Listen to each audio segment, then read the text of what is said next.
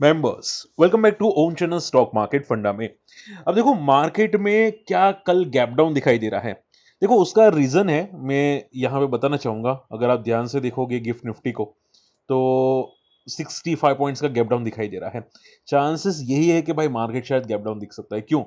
देखो, हमारा मार्केट में जो न्यूज आई थी ना कि ईरान यूएस के बीच में डील हो सकती है, ये न्यूज कल 2 बजे के आसपास आई। तब तक मार्केट पॉजिटिव हो चुका था, ठीक है। बट उसके बाद ईरान के स्टेटमेंट आएंगे, ट्रम्प के स्टेटमेंट आएंगे, तो ये एक बहुत बड़ा था कि वो क्या स्टेटमेंट आएंगे, पॉजिटिव आएंगे, नेगेटिव आएंगे। तो इसकी वजह से गैप अप और गैप डाउन दोनों पॉसिबल था। और अब देखोगे यहाँ पे ट्रम्प के कुछ स्टेटमेंट्स आए थे जिसकी वजह से थोड़ा सा गैप डाउन दिखाई दे रहा है। अब देखो ट्रम्प के स्टेटमेंट क्या है, सुनो ध्यान से। ट्रम्प ने क्लियर कट बोल दिया कि अगर ईरान एग्री हो जाता है, ये जो डील होने वाली ईरान यूएस की, तो डेफिनेटली पॉजिटिव होगा। वरना अगर डील नहीं होती है तो बॉम्बिंग के लिए स्टार्ट हो जाएगा। यानी कि बॉम्ब ये लोग यहाँ पे करने वाले हैं, बॉम्बिंग करने वाले हैं, बॉम्ब फोड़ने वाले हैं ईरान वाले, सॉरी यूएस वाले, ठीक है। और इसकी वजह से मार्केट थोड़ा वॉलेटाइल दिखाई दे रहा है। आप देखोगे क्रूड ऑयल जो 97 पे पहुंच चुका था, 98 97, वो वापस रिकवर हो गया थोड़ा बहुत। हालांकि फॉल था, डेफिनेटली आप देखोगे क्रूड ऑयल फॉल था, बट थोड़ा बहुत रिकवर हुआ है। सो शॉर्ट एंड सिंपल में मार्केट वॉलेटाइल है। अब देखो ये इंपैक्ट सिर्फ उन्हीं को करेगा जो मार्केट में बीटीएसटी करते हैं, स्पेशली निफ्टी बैंक निफ्टी में। जो स्टॉक्स में करते हैं उनको ज्यादा इंपैक्ट नहीं आता, और जो मार्केट में पोजिशनल ट्रेड करते हैं उनको ज्यादा इंपैक्ट नहीं आता, ठीक है। तो देखो मार्केट में ज्यादा पैनिक मत करो, ये छोटी मोटी वॉलेटिलिटी है, लेकिन मार्केट ज्यादातर स्टेबल हो चुका है। आप देखोगे mid cap small cap almost life high पे पहुंच चुके हैं। आपको घबराने की बिल्कुल भी जरूरत नहीं है, ठीक है। और ऐसा मत समझना कि मार्केट यहां पे खत्म हो जाएगा। देखो मैं ध्यान से जो मैं बोलने वाला हूं ध्यान से सुनना। मार्केट का लाइफ हाई है 61,548 मिड कैप का।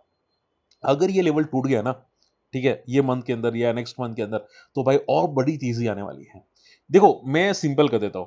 मुझे लगता है कि 1 महीना 2 महीना शायद थोड़ा मार्केट साइडवेज रह सकता है, फिर जाके ब्रेकआउट अच्छा करे मिड कैप।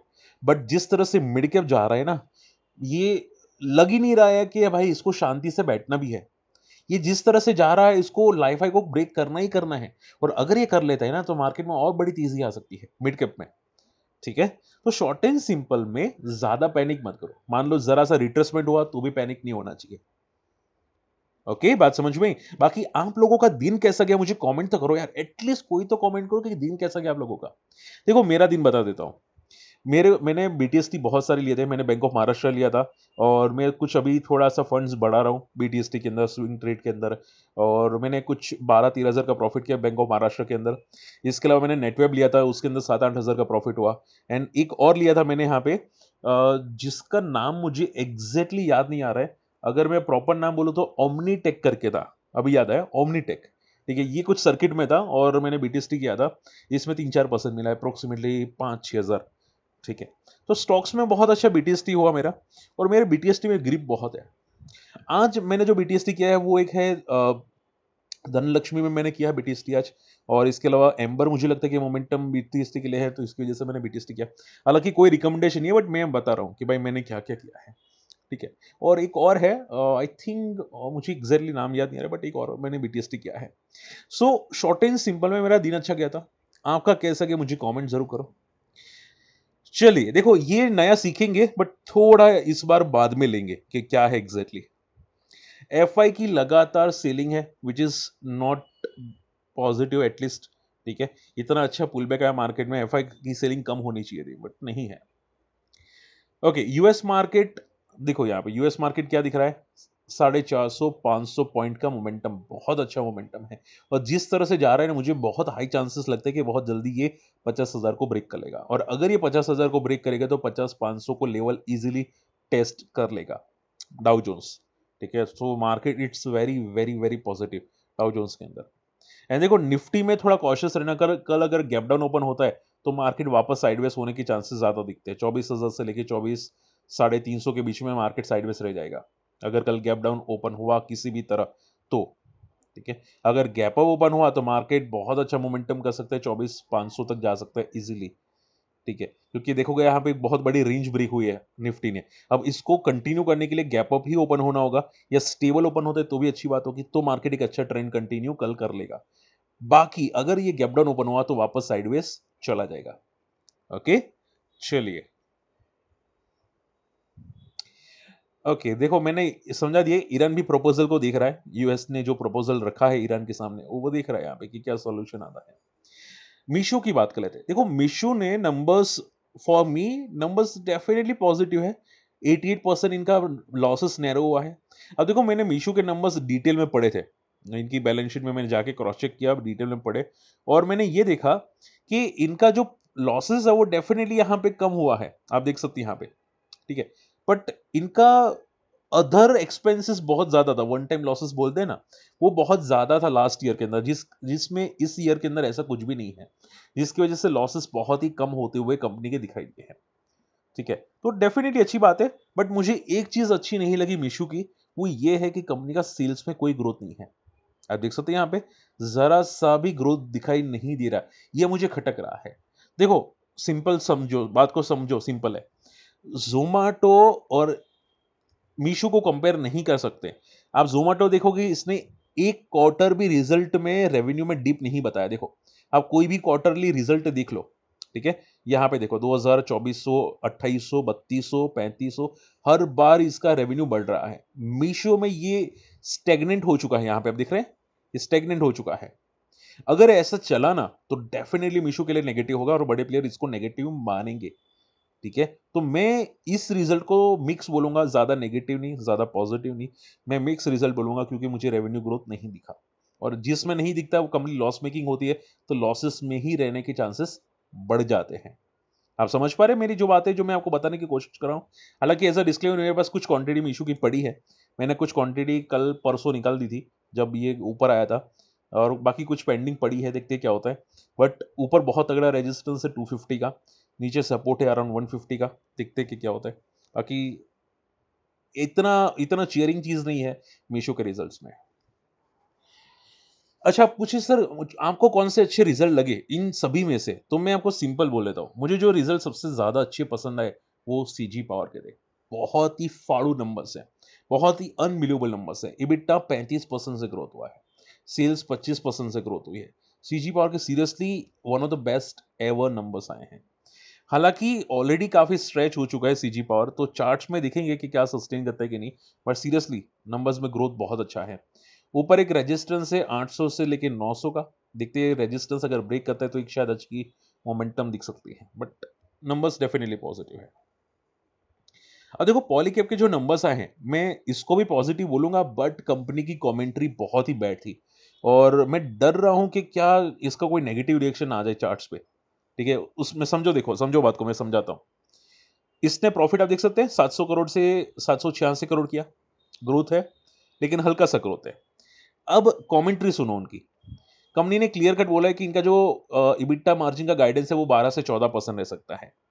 अगर हम लोग पिछली बार का गाइडेंस देखें तो 13 से 14% के आसपास ही दिखाई दे रहा है, 13 से 15% का, चलो ठीक है, मान लो, समझ गए। बट कंपनी ने क्या बोला, ये बोला कि भाई epic business revenue were impacted by timing of the project execution cycle, resulting 50% year to year decrease for the quarter. ठीक है, तो इनका जो बिजनेस में मतलब प्रोजेक्ट एग्जीक्यूशन की साइकिल थी वो थोड़ी स्लो डाउन हुई है, जिसकी वजह से प्रॉपरली ये लोग रिजल्ट पेश नहीं कर पाए हैं। थोड़ा मुझे नेगेटिव कमेंट्री चीज लगी है यहाँ पे। तो इसमें रिएक्शन मैं तो यही बोलूंगा कि चांसेस तो दिख रहे, नेगेटिव आना चाहिए रिएक्शंस। बाकी देखते हैं बड़े प्लेयर्स क्या बोलते हैं, बड़े प्लेयर्स का चार्ट के हिसाब से क्या दिखता है। बाकी रिएक्शन नेगेटिव होना तो चाहिए थोड़ा बहुत। ओके, केपीआईटी नंबर्स बहुत ही घटिया है, नंबर्स में ग्रोथ बिल्कुल भी नहीं है, उल्टा फॉल हुआ है। सो देखो हर आईटी कंपनी पॉजिटिव नहीं होती। आप बोलो कि sir her IT company bottom out हो चुकी है, नहीं ऐसा मत समझो, क्योंकि देखो रिजल्ट्स हर आईटी कंपनी के अलग अलग आते हैं। कोफोर्स के जनरली हम लोगों ने पॉजिटिव देखा, ओरेकल्स के जनरली पॉजिटिव देखे, बट केपीआईटी के जनरली नेगेटिव आते हैं, ठीक है। तो थोड़ा कॉशियस रहना पड़ेगा, इसने जो मोमेंटम की थी वो पूरी फेड आउट हो चुकी है। अब ये बंदा पूरा का पूरा यहाँ पे एक सपोर्ट है 600 से लेके 750 का, यहाँ पे एक बेस है। नंबर्स वीक है, दिखते रिएक्शन कितना बड़ा आता है, आई थिंक ऑलरेडी शायद थोड़ा बहुत आ चुका था, बट थोड़ा कॉशियस रहना पड़ेगा। एफएसएल के नंबर्स बहुत ही बढ़िया नंबर्स है, इसमें ग्रोथ डेफिनेटली आई है 30% तक की, ठीक है। तो एफएसएल देख लेते हैं। हालाँकि अगर आप पूछे सर आईटी कंपनीज़ में आपको कौन-सी कंपनी ज़्यादा अच्छे नंबर्स वाली लगती है, जिसने अच्छे नंबर पेश किए? तो मैं कोफोर्ज ही बोलूँगा, बहुत ही तोड़-फोड़ नंबर्स कोफोर्ज ने दिए हैं। Seriously one of the best ever, ever number Coforge ने। ओके, एफएसएल की बात करते हैं, नंबर्स खराब है पॉज़िटिव है बट इतना स्ट्रॉन्ग नहीं है कि ऐसा बोलूँ कि भाई ये लाइफ़ को क्रॉस करेगा। नंबर्स फॉर ठीक है, पॉज़िटिव है, ठीक है। आप समझो कि यहाँ पे 200 से लेके 250 की बहुत बड़ा सपोर्ट है। अगर ये 400 को ब्रेक करता है, तो एक अच्छी खासी मोमेंटम दिख सकती है। तब तक तो साइडवेज़ रहने की उम्मीद ज़्यादा है। ठीक है? चलिए, फटाफट आप लोगों की क्वेरीज़ करना स्टार्ट करें। सबसे पहली क्वेरीज़ क्या थी? सर कोफोर्ज कवर कर दो। देखो कोफोर्ज ने आई थिंक बहुत अच्छा मोमेंटम किया था आज। रिजल्ट्स भी मैंने कल ही देखे थे, बहुत अच्छे थे, तोड़ू-फोड़ू नंबर्स थे। क्लोजिंग कोफोर्ज की आई थिंक 9 8-9% थी। आप ये समझ के चलो कि 1000 से लेके 1200 पे बहुत अच्छा बेस है कोफोर्ज का। और जिस तरह से नंबर्स आए मुझे लगता है कि ये टर्न अराउंड कंपनी है और ये लाइफ में पहली बार इसने यहाँ पे सपोर्ट लिया है 1000 से लेके 1200 का। तो ये बहुत अच्छी बात होगी और इसने लास्ट टाइम जब सपोर्ट लिया था तब वहाँ से ये बहुत ही बढ़िया भागी थी। तो आई थिंक ये सेकंड टाइम टेस्ट है which is around 50 to 100 moving average. तो आई डोंट थिंक पैनिक की सिचुएशन यहाँ से मोमेंटम पॉसिबल ही है। ठीक है? तेजस नेटवर्क अच्छा किसी ने मेरा वीडियो पहले का देखा था क्या? मैंने कुछ दिन पहले आपको चार्ट्स जो समझाया था उसमें मैंने आपको तेजस नेटवर्क का चार्ट बताया था जिसमें चार्ट पैटर्न कुछ ऐसी थी देखो यहाँ पे ऐसी कुछ चार्ट पैटर्न थी। ठीक है? एक पुल बैक किया था फिर साइडवेज हो चुका था और मैंने ये बोला था कि चांसेस बहुत हाई है पॉजिटिव मोमेंटम के और एक बहुत बड़ा स्पाइक आएगा। देखिए आज देखोगे बहुत बड़ा स्पाइक आया था तेजस नेटवर्क के अंदर। सो मैं जो बोलता हूँ वो सुना करो। बहुत इंपॉर्टेंट चीज़ें बोलता हूँ।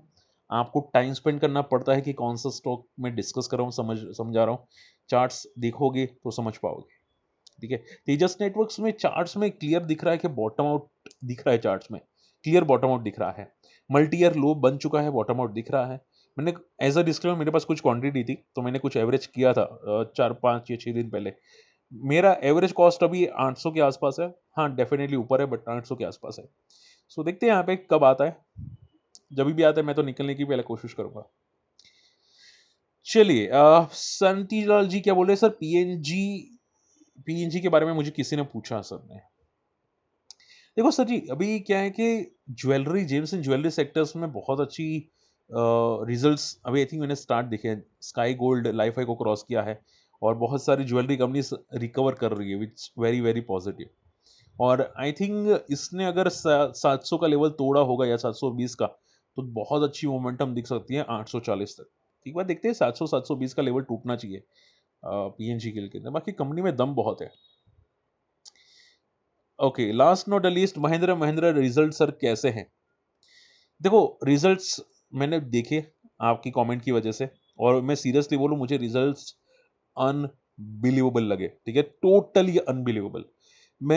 मुझे मारुति के नंबर्स इतने इतने जो लगे थे ना, उससे ज्यादा नंबर्स स्ट्रांगली महिंद्रा महिंद्रा के लगे। आप देखो यहाँ पे ईयर टू ईयर इसका नंबर ईयर टू ईयर देखना चाहिए। ठीक है, ईयर टू ईयर में ग्रोथ बहुत ही फाड़ू है, बहुत ही फाड़ू है। तो सीरियसली जिस तरह से नंबर्स आए ना, मैं बता नहीं सकता यार, ये इतने तोड़-फोड़ नंबर्स हैं। इसमें सपोर्ट है 2800 से लेके 3000 का, अगर ये नीचे आया होगा तो यहाँ पे एक बेस बना के बाउंस बैक करने की एक्सपेक्टेशन ज़्यादा है। ठीक है? चलिए and last not the least charts, ये कौन-सा चार्ट है मुझे कमेंट करना। इसमें मैं आपको समझा देता हूँ कि एग्ज़ैक्टली क्या है। देखो, इसमें अगर आप ध्यान से देखोगे तो एंड देखो आप लोग को चार्ट समझ में ना आए ना, कमेंट पढ़ा करो। बहुत से लोग को पता होता है। मान लो आपको नहीं पता, बहुत से लोगों को पता होता है। कमेंट पढ़ो तो आपको समझ में आएगा ना कि कौन-सी कंपनी का चार्ट है। ठीक है? चलिए, तो अगर आप देखोगे इस बंदे ने वॉल्यूम्स बिल्कुल भी जनरेट नहीं किए यहाँ पे देखो, ये डेली चार्ट है, वॉल्यूम जनरेट बिल्कुल भी नहीं किए और रिजल्ट आने के बाद देखो इसने वॉल्यूम्स कैसे जनरेट किए। रिजल्ट से पहले भी देखो यहाँ पे मोमेंटम बहुत शार्प थी, क्लियर दिख रहा था कोई बड़ा प्लेयर एंटर हुआ है यहाँ पे।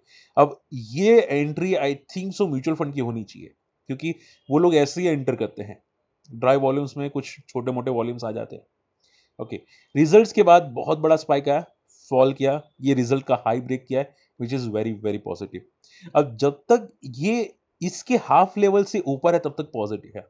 हाँ, इसके हाफ लेवल से नीचे नहीं जाना चाहिए किसी भी तरह। अब मान लो ये बहुत अच्छा ब्रेकआउट किया है, तो ये जितनी बड़ी रेंज है यहाँ से, उतना बड़ा मोमेंटम कर सकता है। ठीक है, यहाँ पे वॉल्यूम्स भी तोड़ू-फोड़ू है, तो बंदे में दम है। ऐसा लगा किसी बड़े प्लेयर्स ने एंट्री किया, बट वो प्लेयर्स ने यहाँ से एंट्री की है। ये आपको दिखाई दे रहा है, यहाँ से एंट्री की है। अब ये जो मोमेंटम है वो 20 डेमो को बहुत अच्छा सपोर्ट करके बाउंस बैक करा है। तो मुझे कमेंट करके बताओ ये कौन-सी कंपनी है? बाकी रिकमेंडेशन बिल्कुल भी नहीं है। मैं आपको चार्ट पढ़ने की कोशिश करवा रहा हूँ, समझा रहा हूँ। ठीक है? चलिए, होप आज का वीडियो पसंद है। वीडियो शेयर करना, चैनल सब्सक्राइब कर लेना। हमारे कम्युनिटी में आना चाहते बहुत सारे लोग हैं, बहुत सारे लोग समझते हैं, सीखते हैं। ठीक है? मैं भी सिखाता हूँ यहाँ पे बहुत सारी चीज़ें। आप हमारी कम्युनिटी में आ सकते हैं, अकाउंट ओपन कर सकते हैं, हमारी लिंक से वीडियो के डिस्क्रिप्शन कमेंट्स में है। मिलते हैं अगली वीडियो में, बाय।